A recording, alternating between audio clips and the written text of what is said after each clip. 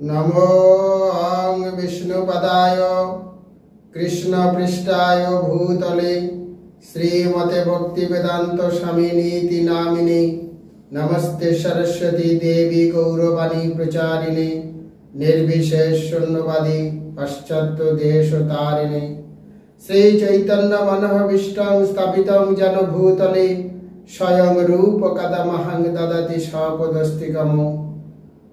ओम नमो वासुदेवाय ओम नमो भागवताय। भागवत 18টি পুরাণের মধ্যে মহাপুরাণ।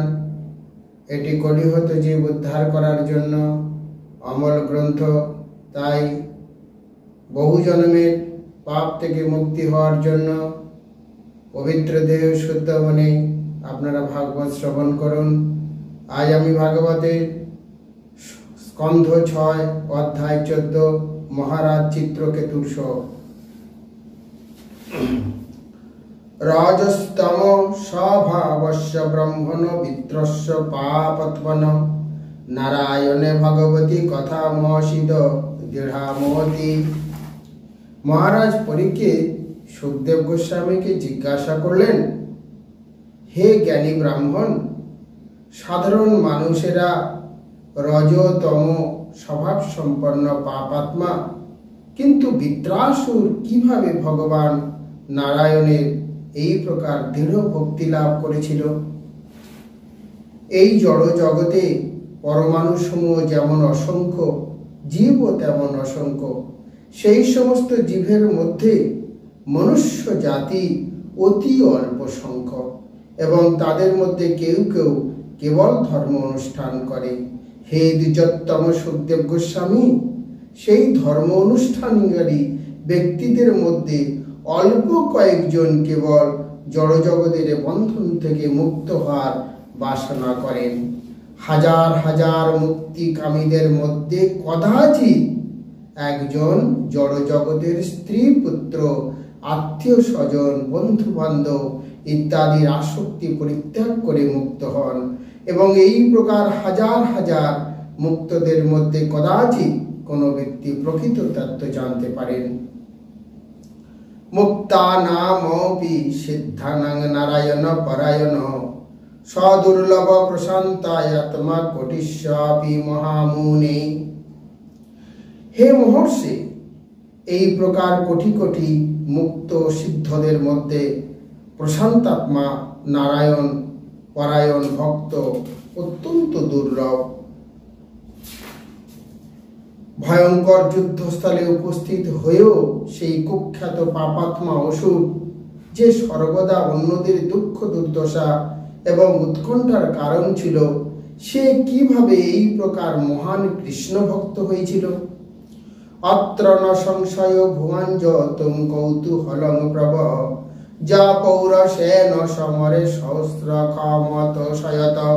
হে প্রভু সুখদেব গোস্বামী, বৃত্র পাপাত্মা অসুর হলেও যুদ্ধে শ্রেষ্ঠ ক্ষত্রিয়োচিত পৌরুষ প্রদর্শন করেছিলেন এবং দেবরাজ ইন্দ্রকে সন্তুষ্ট করেছিলেন। এই প্রকার অসুর কিভাবে ভগবান শ্রীকৃষ্ণের মহান ভক্ত হয়েছিল, এই বিষয়ে আমার অত্যন্ত সন্দেহ উপস্থিত হয়েছে এবং আপনার কাছে তার কারণ শ্রবণ করতে আমার অত্যাধিক কৌতূহল হচ্ছে। সুত গোস্বামী বললেন, শ্রদ্ধাবান মহারাজ পরীক্ষিতের যুক্তিযুক্ত প্রশ্ন শ্রবণ করে মহর্ষি সুখদেব গোস্বামী গভীর স্নেহ সহকারে তার শিষ্যকে বলেছিলেন, শ্রেণুষ্যবহিত রাজন্বিত হাসমিমং যথা শ্রোতাং দৈপায়ান মুখান্নর দত্তবলাদবি। শিল সুখদেব গোস্বামী বললেন, হে রাজন, ব্যাসদেব, নারদ এবং দেবল ঋষির শ্রীমুখ থেকে যে ইতিহাস আমি শ্রবণ করেছি, সেই কথাই আমি তোমাকে বলবো, মনোযোগ সহকারে তা শ্রবণ করো। হে মহারাজ পরীক্ষিত, সুরসেন দেশে চিত্রকেতু নামক একজন রাজা ছিলেন, যিনি সারা পৃথিবীর একচ্ছত্র সম্রাট ছিলেন। তার রাজত্বকালে পৃথিবী কামধূপ ছিলেন, অর্থাৎ জীবনের সমস্ত আবশ্যকতাগুলি পূর্ণ করতেন। এই চিত্রকেতুর 1 কোটি পত্নী ছিল। তিনি সন্তান উৎপাদনে সমর্থ হলেও তাদের থেকে তিনি একটি সন্তানও লাভ করতে পারেননি। দৈবযোগে তারা সকলেই বন্ধা ছিল। 1 কোটি বন্ধা পত্নীর প্রতি চিত্রকেতু রূপবান, উদার এবং তরুণ ছিলেন। তার অতি উচ্চ কুলে জন্ম হয়েছিল।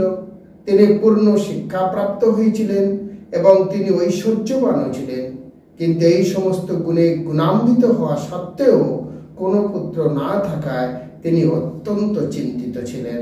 ন তস্য সম্পদ সর্বমহিষ্য বামলোচনা সর্বভৌমশ্চ ভূয়শ্চ অয়মবন প্রীতি হেতব। তার অতি সুন্দরী, চারুণা নয়না, মহিষীগণ, সম্পদ, ভূমি, এ সব কিছু সেই সার্বভৌম নরপতির প্রীতিজনক হয়েছিলেন। এক সময় অত্যন্ত শক্তিশালী অঙ্গিরা ঋষি ব্রহ্মাণ্ড ভ্রমণ করতে করতে মহারাজ চিত্রকেতুর প্রাসাদে এসে উপস্থিত হয়েছিলেন। চিত্রকেতু তৎক্ষণাৎ সিংহাসন থেকে উঠে তার পূজা করেছিলেন। তাকে আহার্য এবং পানীয় প্রদান করে তিনি সেই মহান অতিথির সৎকার করেছিলেন। ঋষি যখন সুখে উপবিষ্ট ছিলেন তখন মহারাজ তার মন এবং ইন্দ্রিয় সংযত করে সেই ঋষির পায়ের কাছে ভূমিতে উপবেশন করেছিলেন। মহর্ষি স্তত মুপাসিনাং প্রশ্রায় বনতঙ্কিতৌ প্রতিপূজ্য মহারাজ সমাভাষদমব্রবীত। হে মহারাজ পরীক্ষিত, চিত্রকেতু যখন বিনয়বনত ভাবে মহর্ষির সেই পাদপদ্মের পাশে মাটিতে বসেছিল তখন ঋষি অঙ্গিরা তাকে তার বিনয় এবং আতিথেয়তার জন্য অভিনন্দন জানিয়ে তাকে এই কথাগুলো বলেছিলেন। মহর্ষি অঙ্গিরা বললেন, হে রাজন, আমি আশা করি আপনার দেহ, মন এবং রাজকীয় পর্ষদ ও সামগ্রী সবই কুশলে রয়েছে। প্রকৃতির 7টি তত্ত্ব, মহত্তত্ত্ব, অহংকার এবং পঞ্চতন্মাত্র যখন যথাযথভাবে থাকে তখন জড়তত্ত্বের মধ্যে জীব সুখী থাকে। এই 7টি তত্ত্ব ব্যতীত জীবের অস্তিত্ব থাকতে পারে না। তেমনি রাজাও সর্বদা 7টি তত্ত্বের দ্বারা রক্ষিত। তার উপদেষ্টা স্বামী বা গুরু, তার মন্ত্রীবর্গ, রাজা, দুর্গ, কোষ, দণ্ড এবং মুদ্র। আত্মানং প্রকৃত শব্দ নিদয় শ্রেয় আপ্যাত রাজ্ঞা তথা প্রকৃতয় নর দেবাহিতাধয়। হে নরদেব, রাজা যখন সাক্ষাৎ ভাবে এই সপ্ত প্রকৃতির অনুবর্তী হন তখন তিনি সুখী হন। তেমনি তার যখন তাদের ধন সম্পদ এবং কর্মক্ষমতা রাজাকে নিবেদন করে, রাজার আদেশ পালন করে, তখন তারাও সুখী হন। হে রাজন, তোমার পত্নী, প্রজা, আমত্ত, ভৃত্য, তেল, মশলা আদি সরবরাহকারী বণিকগণ, মন্ত্রীবৃন্দ, পুরবাসীগণ, রাজ্যপালগণ, পুত্রগণ সকলে তোমার বশবর্তী আছে তো? যস্যাত্মা নাম পশ্চাৎ সর্বে তত্ত্বস্য গায়িমে লোকা সাপালা যচ্ছন্তি সর্বে বলি মতন্দ্রিতা। যদি রাজার মন সম্পূর্ণরূপে সংযত থাকে তাহলে তার পরিবারের সমস্ত সদস্য এবং রাজকর্মচারীগণ সকলেই তার অধীন থাকবেন। তার রাজ্যপালগণ তাকে যথাসময়ে অবাধে কর প্রদান করেন। অতএব নিম্নতর ভৃত্যদের আর কি কথা? আত্মন প্রিয়তে নাত্মা পরত শত এ বাবা লক্ষায় লব্ধ কামং তং চিন্তায় সবলং মুখম। হে মহারাজ চিত্রকেতু, আমি দেখতে পাচ্ছি যে তোমার মন প্রসন্ন নয়। তোমার মনোবাসনা পূর্ণ হয়নি বলে মনে হচ্ছে। তা কি তোমার নিজের থেকেই হয়েছে না অন্য কোনো কারণে হয়েছে? তোমার বিবর্ণ মুখমণ্ডলে তোমার গভীর দুশ্চিন্তা প্রতিফলিত হয়েছে। সুখদেব গোস্বামী বললেন, হে মহারাজ পরীক্ষিত, মহর্ষি অঙ্গিরা যদিও সবকিছুই জানতেন তবু তিনি রাজাকে এইভাবে প্রশ্ন করেছিলেন। তখন পুত্রার্থী রাজা চিত্রকেতু মহর্ষি অঙ্গিরাকে এই কথা বলেছিলেন। মহারাজ চিত্রকেতু বললেন, হে মহাত্মান, তপস্যা, জ্ঞান এবং সমাধির বলে আপনি সমস্ত পাপ থেকে মুক্ত হয়েছেন। তাই আপনার মতো একজন সিদ্ধ যোগী আমার মতো একজন বদ্ধ জীবের অন্তরের এবং বাইরের সব কথা তো আপনি জানেন। তথাপি পৃচ্ছাদ প্রয়াং ব্রহ্মানাত্মানি চিন্তিতম ভগদ বিদুষা শাস্ত্রিচরিতস্তনুজ্ঞায়া। হে মহাত্মা, আপনি যদিও সবকিছু জানেন, তবু আপনি আমার দুশ্চিন্তার কারণ জিজ্ঞাসা করেছেন, তাই আপনার আদেশ অনুসারে আমি তার কারণ বিশ্লেষণ করব। ক্ষুধা তৃষ্ণায় কাতর ব্যক্তিকে যেমন মালা অথবা চন্দন আদি সুখপ্রদ বিষয় সুখ দিতে পারে না, তেমনি স্বর্গের দেবতাদের অভিলাষিত সাম্রাজ্য, ঐশ্বর্য, সম্পদ আমাকে সুখ দিতে পারে না, কারণ আমি অপুত্র। হে মহর্ষি, যাতে আমি পুত্র লাভ করে আমার পূর্বপুরুষগণ সহ অন্ধকার নরক থেকে উদ্ধার পেতে পারি, সেই উপায় বিধান করুন। এতর্থিত স ভগবান কৃপালুর্ভো ব্রাহ্মণ সুতা শ্রপয়িত্তা চারু তষ্টারমযজত বিভু। সুখদেব গোস্বামী বললেন, মহারাজ চিত্রকেতু অনুরোধে ব্রহ্মার মানসপুত্র অঙ্গিরা ঋষি তার প্রতি কৃপা পরবশ হয়েছিলেন। যেহেতু তিনি ছিলেন একজন মহাশক্তিশালী ব্যক্তি, তাই তিনি ত্বষ্টার উদ্দেশ্যে পায়েস নিবেদন করে এক যজ্ঞ অনুষ্ঠান করেছিলেন। হে বরশ্রেষ্ঠ মহারাজ পরীক্ষিত, চিত্রকেতুর 1 কোটি রানীর মধ্যে যিনি ছিলেন শ্রেষ্ঠা, কৃতদ্যুতি নামক সেই প্রথম বিবাহিত মহিষীকে মহর্ষি অঙ্গিরা যজ্ঞাবেশ প্রদান করেছিলেন। অথাবনীপিতং রাজনং ভবেতৈকান্তপাত্মাজ রস্য শোক প্রদস্তভামিত ব্রহ্মসূতজজ।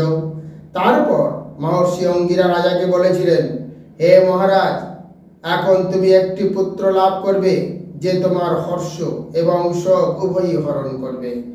এই কথা বলে চিত্রকেতুর উত্তরের অপেক্ষায় না করে সেই ঋষি প্রস্থান করেছিলেন। কৃতিকা দেবী যখন অগ্নির কাছ থেকে মহাদেবের বীর্য গ্রহণ করে স্কন্ধে নামক পুত্রকে গর্ভে ধারণ করেছিলেন, কৃত্যাদ দ্বিতীয় তেমন অঙ্গিরার অনুষ্ঠিত যজ্ঞের প্রসাদ ভক্ষণ পূর্বক চিত্রকেতুর বীর্য ধারণ করে গর্ভবতী হয়েছিলেন। তস্য অনুদীনং গর্ভ শুক্লপক্ষ ইবর্ভঃ বৃত সুরসেন সতেজ শনৈর্কিনীপ।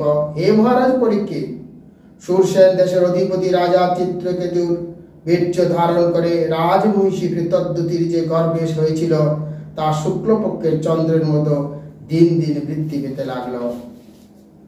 তারপর যথাসময়ে রাজার একটি পুত্র জন্মগ্রহণ করেছিল। সেই সংবাদ শ্রবণ করে সুরসেন দেশবাসীর অত্যন্ত আনন্দিত হয়েছিলেন।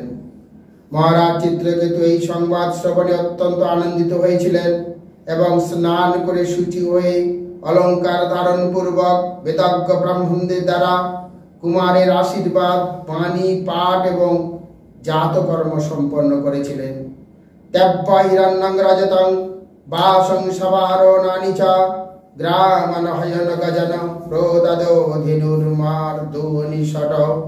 রাজা সেই অনুষ্ঠানে যোগদানকারী ব্রাহ্মণদের স্বর্ণ, রজত, বসন, অলঙ্কার, গ্রাম, অশ্ব, হস্তে প্রভৃতি এবং 6 আর্বদ গাভী দান করেছিলেন। মেঘ যেভাবে অকাতরে জল বর্ষণ করে, মহামতি রাজাও সেইভাবে কুমারের যশ, ধন ও আয়ু বৃদ্ধির জন্য সকলকে তাদের অভিলাষিত বস্তু দান করেছিলেন। দরিদ্র ব্যক্তির যেমন কষ্টলব্ধ ধনের প্রতি দিন দিন স্নেহ বর্ধিত হয়, তেমনি মহারাজ চিত্রকেতু বহু কষ্টে সেই পুত্র লাভ করার ফলে তার প্রতি তার স্নেহ দিন দিন বর্ধিত হতে লাগলো। মাতুস্তত্ততীতরাং পুত্র স্নেহ মহাসমুদ্ভব কৃতদ্ধূতে সপত্নীনাং প্রজা কামচ্চারয় ভবত। পিতার মতো মাতা কৃতদ্যুতির পুত্রের প্রতি অত্যাধিক স্নেহ ক্রমশ বর্ধিত হয়েছিল। কৃতদ্যুতির সন্তান দর্শন করে তার সপত্নীদেরও পুত্র কামনা পরিতাপভূত হয়েছিল। পুত্রের লালন পালন করতে করতে পুত্রবতী ভার্যা কৃতদ্যুতির প্রতি চিত্রকেতুর প্রীতি যেমন বর্ধিত হয়েছিল, তেমনি তার অন্যান্য পত্নী যাদের পুত্র ছিল না, তাদের প্রতি তার প্রীতি ক্রমশ হ্রাস পেয়েছিল। অন্য মহিষেরা পুত্রহীন হওয়ার ফলে অত্যন্ত অসুখী হয়েছিলেন। রাজা তাদের প্রতি উপেক্ষা করার ফলে তারা ঈর্ষায় নিজেদের ধিক্কার দিতে দিতে অনুতাপ করেছিলেন। ধীগ প্রজাং স্ত্রিয়ান পাপান পতুশ্চাগৃহ সন্মতাম সুপ্রাচ্যাবি সপত্নীর্ভিদাসীমেয় তিরস্কৃতম। পুত্রহীনা স্ত্রীকে তার গৃহে তার প্রতি আনন্দ করে এবং সপুত্রীরা তাকে দাসীর মতো অসম্মান করে, সেই প্রকার স্ত্রী তার পাপের সর্বতভাবে নিন্দনীয়। দাসীনাং কোনু সন্তাপ স্বামিনা পরিচর্যায়া অবিঘ্নং লব্ধমাননায়মদাস্য দাসীব দুর্ভাগা। দাসীরাও নিরন্তর স্বামীর পরিচর্যা করে স্বামীর কাছ থেকে সম্মান পায় এবং তাই তাদের কোনো সন্তাপ থাকে না। কিন্তু আমাদের অবস্থা দাসীরও দাসীর মতো, অতএব আমরা অত্যন্ত দুর্ভাগা। সুখদেব গোস্বামী বলতে লাগলেন, এইভাবে পতির দ্বারা উপেক্ষিত হয়ে এবং কৃতদ্যুতির পুত্র সম্পদ দর্শন করে কৃতদ্যুতির সপত্নীরা সর্বক্ষণ ঈর্ষায় তপ্ত হতে লাগলেন, যা অত্যন্ত প্রবল হয়ে উঠেছিল। ক্রমশ তাদের বিদ্বেষ বৃদ্ধি পেয়ে তাদের বুদ্ধি নষ্ট হয়ে গিয়েছিল। অত্যন্ত কঠোর হৃদয়ে তাদের প্রতি রাজার অনাদর সহ্য করতে না পেরে তারা অবশেষে কুমারকে বিষ প্রদান করলেন। তার সপত্নীরা যে তার পুত্রকে বিষ প্রদান করেছেন, মহারানী কৃতদ্যুতি সেই কথা জানতে পারেননি। তার পুত্রকে গভীর নিদ্রায় মগ্ন বলে মনে করে তিনি গৃহে বিচরণ করেছিলেন। তার পুত্রের যে মৃত্যু হয়েছে সে কথা তিনি বুঝতে পারেননি। পুত্র বহুক্ষণ ধরে নিদ্রিত আছে বলে মনে করে অত্যন্ত বুদ্ধিমতী মহারানী কৃতদ্যুতি ধাত্রীকে আদেশ দিয়েছিলেন, হে ভদ্রী, আমার পুত্রকে আমার কাছে নিয়ে এসো। ধাত্রী শায়িত বালকের কাছে গিয়ে দেখল যে তার চক্ষু ঊর্ধ্বগত হয়ে আছে, তার দেহ জীবনের লক্ষণ নেই এবং তার ইন্দ্রিয়গুলি স্তব্ধ হয়ে গেছে। তখন সে বুঝতে পেরে শিশুটির মৃত্যু হয়েছে। তা দেখে হায়, আমার সর্বনাশ হয়েছে, এই বলে আর্তনাদ করে সে ভূমিতে নিপতিত হয়েছিল। ধাত্রী অত্যন্ত ব্যাকুল ভাবে তার করযুগলের দ্বারা বক্ষে আঘাত করতে করতে উচ্চস্বরে চিৎকার করেছিল। তার সেই চিৎকার শুনে রানী তৎক্ষণাৎ তার পুত্রের কাছে এসে সহসা তাকে মৃত দেখতে পেলেন। পাবতগমৌ পরিবৃদ্ধায়া শুচা মমায় বিভ্রষ্ট শিররু হম্বায়। গভীর শোকে তখন রানীর কেশ এবং বসন বিক্ষিপ্ত হয়েছিল এবং তিনি মূর্ছিত ভূমিতে পতিত হয়েছিলেন। হে মহারাজ পরীক্ষিত, সেই উচ্চ ক্রন্দনধ্বনি শ্রবণ করে পুরবাসী স্ত্রী পুরুষ সকলেই সেখানে এসেছিলেন এবং তাদের মতো দুঃখিত হয়ে ক্রন্দন করতে শুরু করেছিলেন। বিষ প্রদানকারী রানীরাও তাদের অপরাধ ভালোভাবে জেনে কপটভাবে ক্রন্দন করেছিলেন। রাজা চিত্রকেতু যখন শুনলে যে অজ্ঞাত কারণে তার পিতৃ মৃত্যু হয়েছে, তখন তিনি শোকে প্রায় অন্ত হয়ে গিয়েছিলেন। তার পুত্রের প্রতি গভীর স্নেহের ফলে তার শোক জ্বলন্ত অগ্নির মতো বর্ধিত হয়েছিল। তাকে দেখতে গিয়ে তিনি বারবার ভূমিতে জ্বলিত এবং পতিত হয়ে লাগলেন। মন্ত্রী আদি রাজ কর্মচারীরা এবং ব্রাহ্মণদের দ্বারা পরিবৃত হয়ে তিনি বিকর্ণ কেশ এবং বিক্ষিপ্ত বসনে মৃত বালকের পদমূলে মূর্ছিত হয়ে পড়লেন। রাজা যখন তার চেতনা ফিরে পেয়েছিল, তখন তিনি দীর্ঘ নিঃশ্বাস পরিত্যাগ করেছিলেন এবং তার চক্ষু অশ্রুবর্ণ হয়ে উঠেছিল এবং তিনি কিছুই বলতে সমর্থ হননি। পতিকে নিদারুণ শোকস্তব্ধ দেখে, বংশের একমাত্র পুত্রকে মৃত দেখে রানী নানাভাবে বিলাপ করেছিলেন। তা শুনে অন্তঃপুরবাসী অমর্ত্যবর্গ এবং ব্রাহ্মণদের হৃদয়ে বেদনা বর্ধিত হয়েছিল। রানীর উন্মুক্ত কেশ পাশ থেকে ফুলের মালাগুলি পড়ে গিয়েছিল। তার অশ্রু চোখের কাজল বিগলিত করে তার কুমকুম রঞ্জিত স্তনযুগলকে সিক্ত করেছিল। পুত্র শোকে তার উচ্চ ক্রন্দন কুররি পাখির মধুর স্বরের মতো হয়েছিল। হে বৎস, আমি অসহায় এবং অত্যন্ত কাতর, তুমি আমাকে ছেড়ে চলে যাও না। তোমার শোকস্তব্ধ পিতাকে দেখো, আমরা অসহায়, কারণ পুত্র না থাকলে আমাদের ঘোর নরক যন্ত্রণা ভোগ করতে হবে।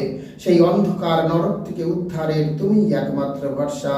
তাই তুমি নির্দয় যমের সঙ্গে আর অধিক দূরে যেও না। হে প্রিয় পুত্র, তুমি অনেকক্ষণ ঘুমিয়েছ, এখন ওঠো, তোমার খেলার সাথীরা তোমাকে খেলতে ডাকছে। তুমি নিশ্চয়ই অত্যন্ত ক্ষুধার্ত, উঠে স্তনপান করো এবং আমাদের শোক দূর করো। হে প্রিয় পুত্র, আমি অবশ্যই অত্যন্ত দুর্ভাগা, কারণ আমি আর তোমার সুন্দর মুখমণ্ডলের মধুর মৃদু হাস্য দর্শন করতে পারবে না। তাহলে কি তুমি সেখানে নিয়ে যাওয়া হয়েছে যেখানে গেলে আর কেউ ফিরে আসে না? হে প্রিয় পুত্র, আমি আর তোমার অস্ফুট মধুর বাক্য শুনতে পাবো না? সুখদেব গোস্বামী বললেন, এইভাবে মৃত পুত্রের জন্য বিলাপকারিণী পত্রীর সঙ্গে রাজা চিত্রকেতু অতি উচ্চ স্বরে রোদন করতে লাগলেন। এইভাবে রাজা ও রানী ক্রন্দন করতে থাকলে তাদের অনুগত নরনারী সকলেই রোদন করেছিল। এই আকস্মিক দুর্ঘটনার সমস্ত নগরবাসী শোকে অচেতন প্রায় হয়েছিল। এবং কাসমলাপম্মন্নং নষ্ট সংকমানয়কম জ্ঞাতঙ্গীরা নাম ঋষি রাজাগম সোনারদ।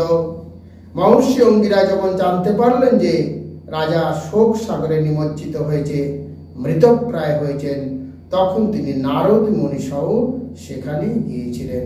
হরে কৃষ্ণ, রাধে রাধে। হে জগৎবাসী, হে সনাতন ধর্মবিশ্বাসী মানুষেরা, আপনারা পবিত্র শুদ্ধমণি ভাগবত শ্রবণ করে কলিহত জীব হিসেবে বহু জন্মের পাপ থেকে মুক্তি হয়ে গোলকধামে ফিরেছিলেন। রাধে রাধে।